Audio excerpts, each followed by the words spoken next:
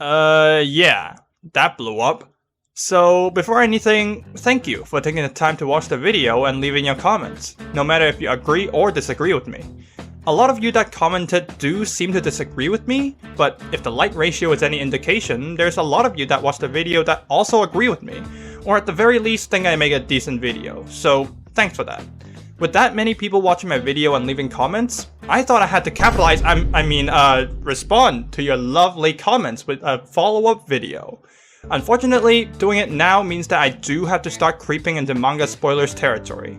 Anime onlys, don't leave yet. Let me explain first.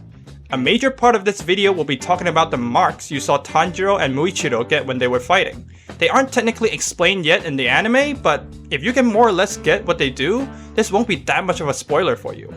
All good? Alright, let's start. From what I can gather, a lot of you in the comments that disagree with me use the argument that Tanjiro being this strong makes sense because he awakened to his mark in the Entertainment District arc and he used it here. I think that's mostly because I didn't want to get into spoilers and didn't mention the marks in the video. But with that many people mentioning it, let's talk about them. But before that, let me play a small portion of my last video for you first. Immersion breaking is the keyword here, by the way, because it doesn't matter how well you explain it. I know Mitsuri said that Tanjiro's fight with an upper rank basically got him 10 years of experience, but that doesn't intuitively make sense.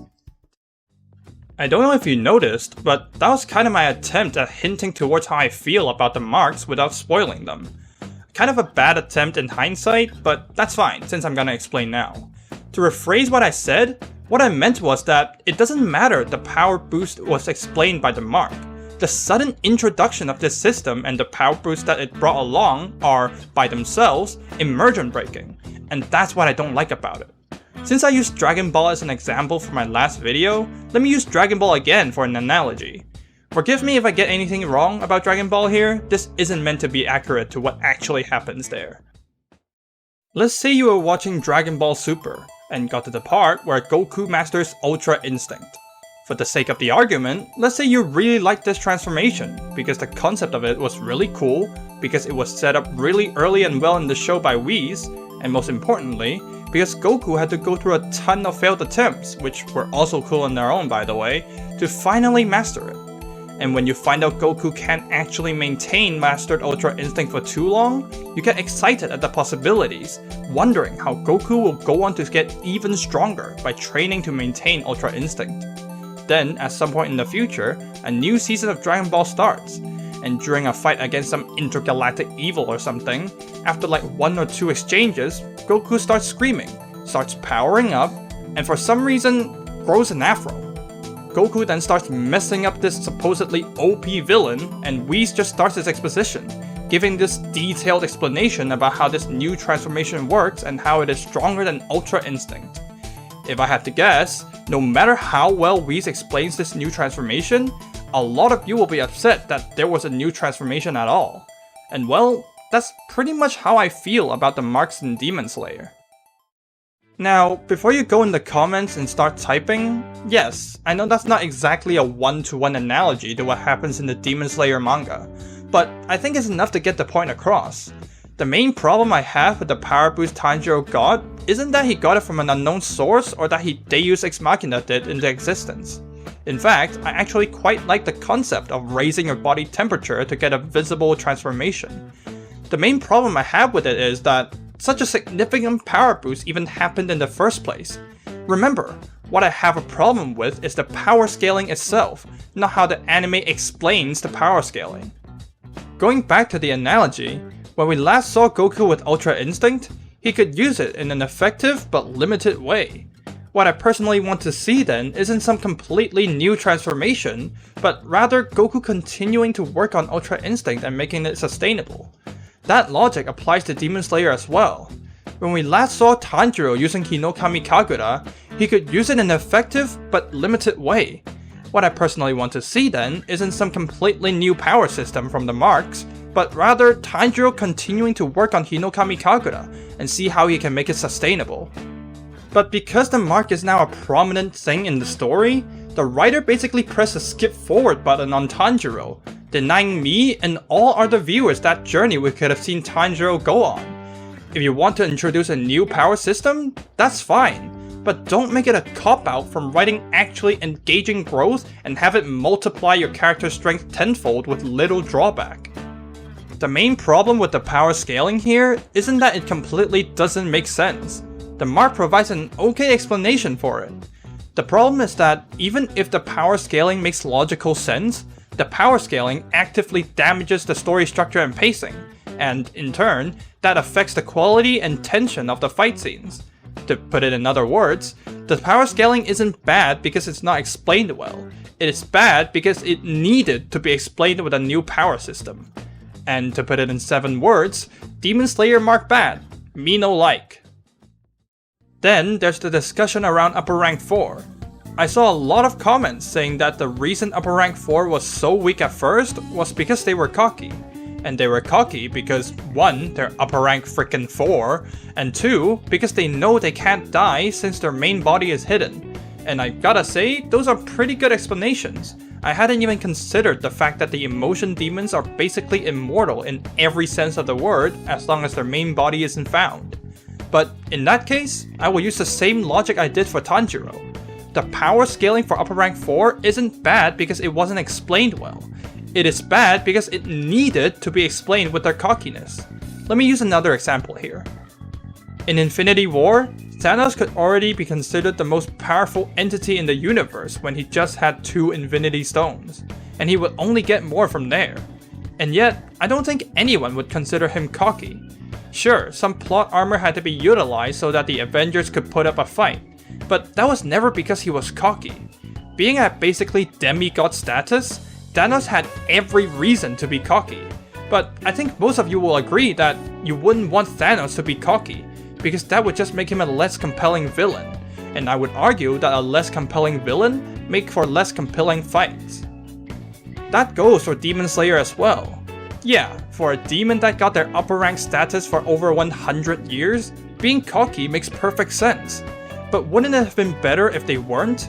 Wouldn't it have been better if there was a genuine power struggle, where Upper Rank 4 was cocky at first, then as Tanjiro gets more and more of an advantage, they also start to get more serious, resulting in a constant building of tension, as both sides pull out more and more tricks up their sleeve.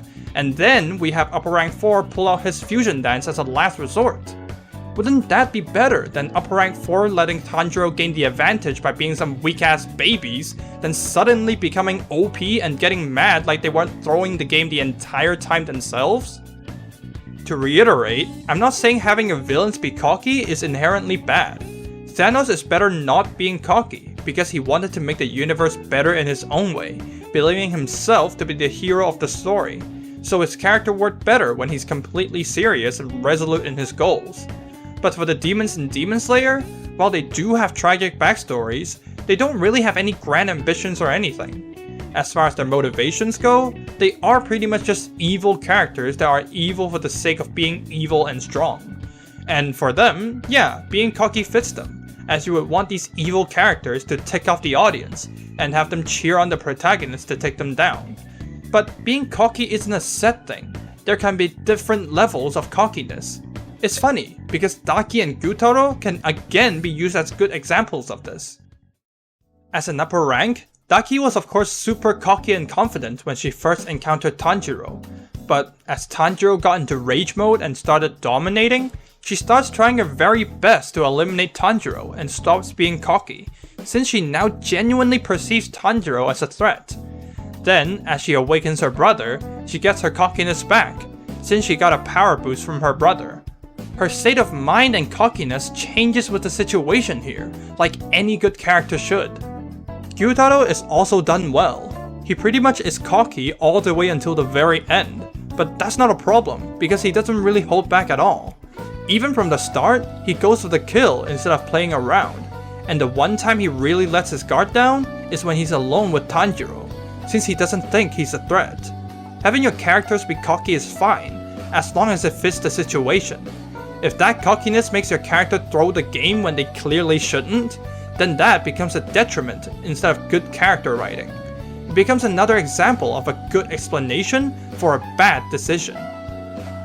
For the Hashira in this arc, I know I said the power scaling for them is also out of proportion, and I do think it is, but I realized there wasn't really much else to say about them.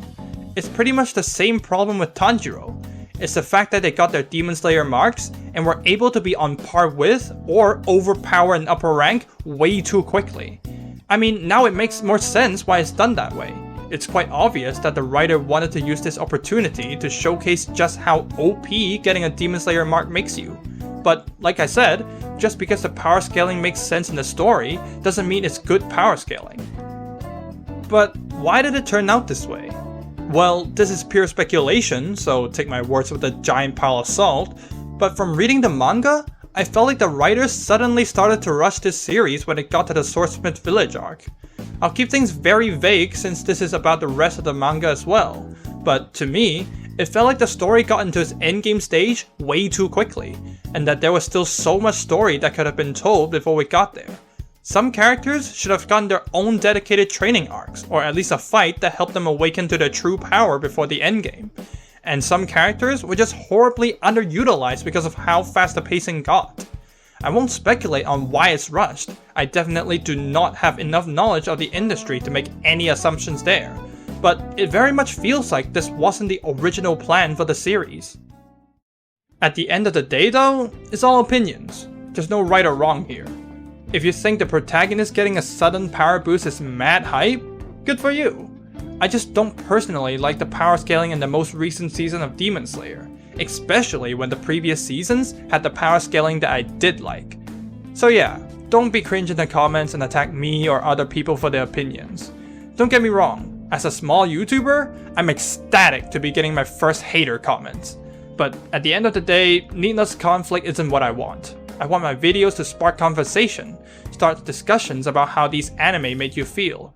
So go ahead and tell me why you might agree or disagree with me in the comments. Just know that, again, there's no right or wrong here. It's all opinions. One more thing before I end the video. If you like listening to me talk about anime and have watched Kaguya-sama Love is War, please give my Love is War video a chance. I know it's like 15 minutes long and there might be cringy bits here and there, but I spent a ton of time and work on that video, so I really wanted to do better. You can't even just have it play in the background while you do something else, as that will help with boosting it in the algorithm too.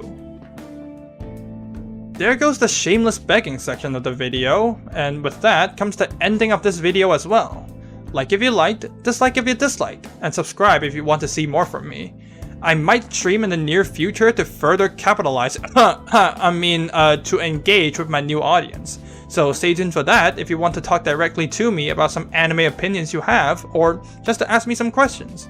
Thank you all once again for blowing up my previous video, and I'll see you in the next one. Bye! And this is to go even further beyond!